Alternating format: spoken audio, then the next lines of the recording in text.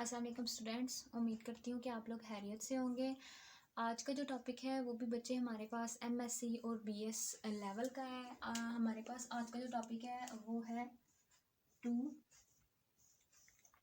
Coupled pendulum.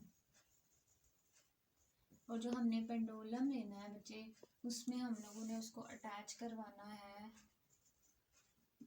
With string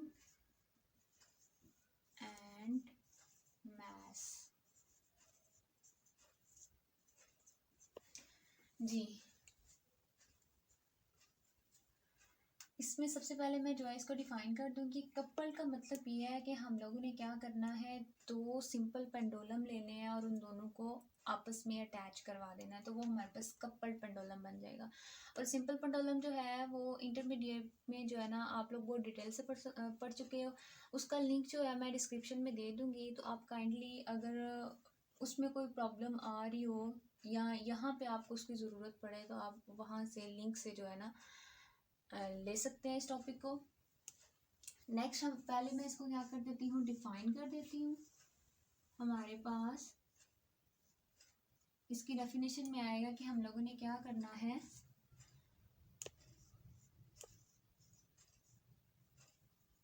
to coupled pendulum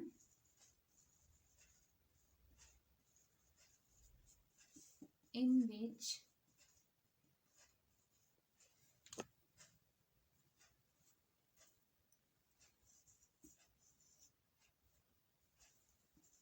two strings are attached with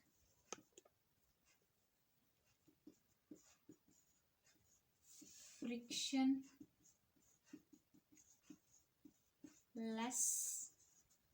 support and at the end of string we attach masses. Each string having length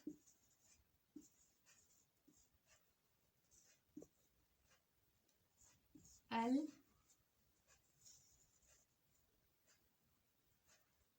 हमारे पास क्या होगा कि to couple pendulum के अंदर हम लोगों ने दो स्ट्रिंग्स लेनी है। जैसा कि टॉपिक की हेडिंग में ही हमें पता चल रहा है कि हमने जो कपल पेंडुलम लेना है उसमें हम लोगों ने स्ट्रिंग के साथ मैस को अटैच करना है। तो हम लोगों ने क्या कर लिया है, दो स्ट्रिंग्स ले लिए हैं, उनको उनका जो अपर एंड है हम लोगों ने अटैच करवा दिया फ्रिक्शन लेस सपोर्ट के साथ, यानी हमने ऐसा मीडियम लिया है कि जो फ्रिक्शन लेस हो स्ट्रिंग। और हमारे पास जो एंड होगा स्ट्रिंग का उसके साथ हम लोगों ने अटैच करवा दिए हैं मैसेज।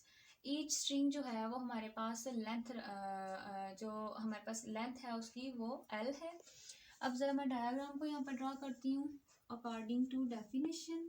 मेरे पास बच्चे ये एक सपोर्ट है जो कि फ्रिक्शनलेस है, मैंने इसके साथ अटैच कर दिए हैं स्ट्रिंग जिसकी लेंथ मेरे पास L है, और बच्चे ये मेरे पास मैस है। सिमिलरली मैंने एक और स्ट्रिंग ले लिया है और उसके साथ अटैच करवा दिया है मैस, और मेरे पास ये जो लेंथ है इसकी L है। एक और यहाँ पे बात आप लोगों ने नोट करनी है कि मैंने जो स्ट्रिंग लिया है, ये बच्चे स्ट्रिंग लिया है, ये क्या होना चाहिए, वेटलेस होना चाहिए। वेटलेस क्यों होना चाहिए, क्योंकि अगर आप सिंपल पेंडुलम या पेंडुलम ले रहे होते हैं उसमें हमारे पास जो मैस होता है उसका वेट होना चाहिए, और जो मैंने स्ट्रिंग लेना है वो वेटलेस होना चाहिए।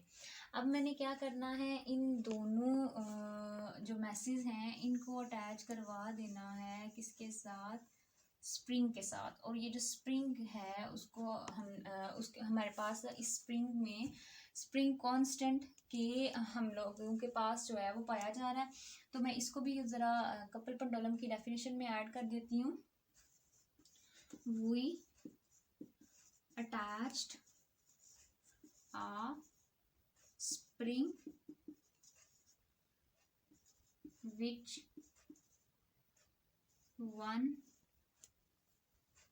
which have one end with one pendulum and other end is attached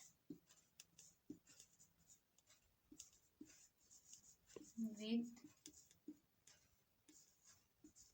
other pendulum।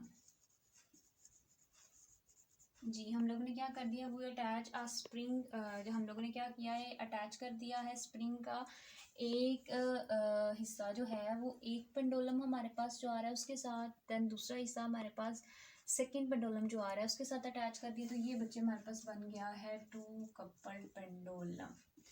अब नेक्स्ट हमारे पास इसमें दो केसेस आ रहे होते हैं। एक केस ये हमारे पास आ रहा होता है कि हमने क्या करना है, इसको मूव करवाना है एक ही डायरेक्शन में। अगर मैं इसको एक ही डायरेक्शन में मूव कराऊंगी तो मेरे पास एक ही फेज एंगल बनेगा। देन हमारे पास क्या होगा, इसमें डिफ्लेक्शन जो आएगी, यानी मैंने जब इसको क्या करवाया, ऑसिलेट करवाया है, तो हमारे पास इसमें डिफ्लेक्शन आ रही है बच्चे। यहाँ पे अगर हम कहेंगे कि हमारे पास फेज एंगल सेम है तो डिफ्लेक्शन सेम है, लेकिन अगर हम इसको देखें इसकी मोशन को, तो हमारे पास डिफ्लेक्शन सेम नहीं होगी, डिफ्लेक्शन की डायरेक्शन सेम होगी। तो सबसे जो फर्स्ट वाला हमारे पास केस आएगा कि हमारे पास क्या केस आएगा, दो सिचुएशंस आएंगी। फर्स्ट सिचुएशन में हमारे पास ये होगी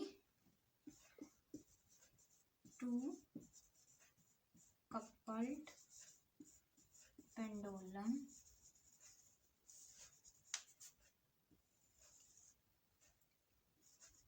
have same phase angle. It means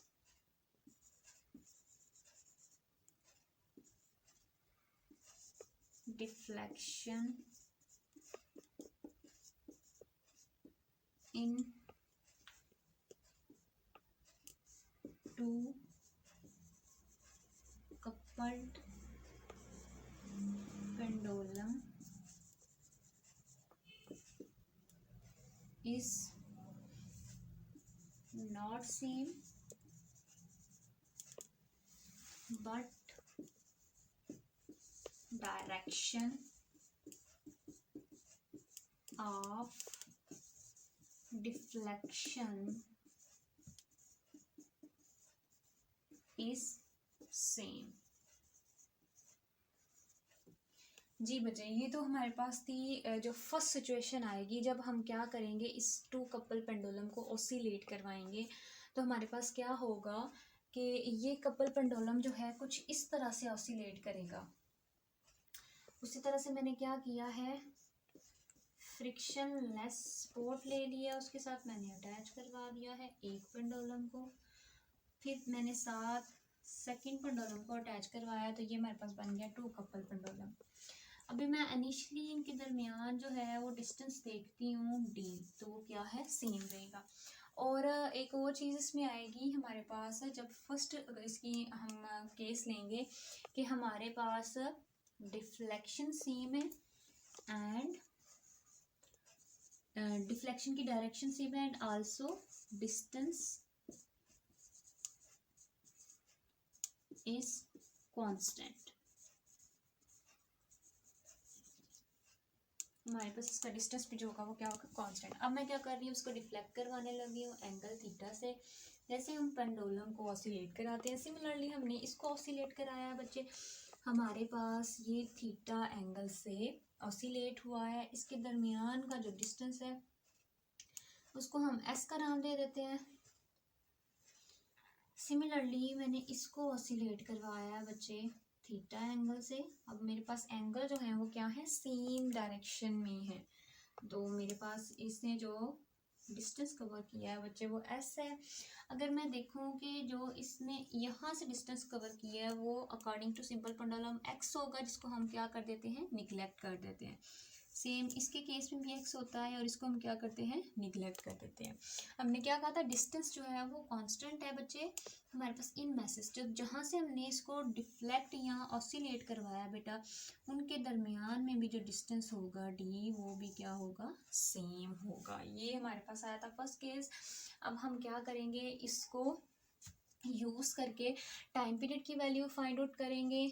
then हम लोगों ने क्या करना है, हमारे पास इन मैसेज का वेट भी है, तो वेट होने की वजह से हमारे पास स्ट्रिंग के अंदर टेंशन प्रोड्यूस हो रही है, उसको भी डिस्कस करेंगे जी। अब हम ले रहे हैं इसका सेकंड केस। सेकंड केस में हम लोगों ने क्या, मैंने आपको पहले भी बताया था कि हमारे पास सेकंड केस में क्या होगा कि हम लोगों ने जो हमारे पास फेज एंगल बन रहे हैं जी, phase angle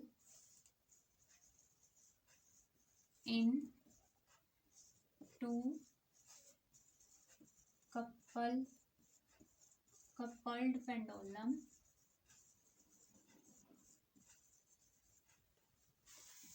is opposite to each other.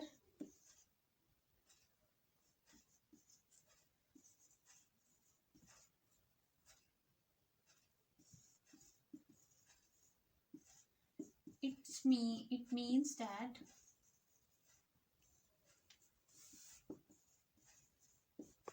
deflection is same but direction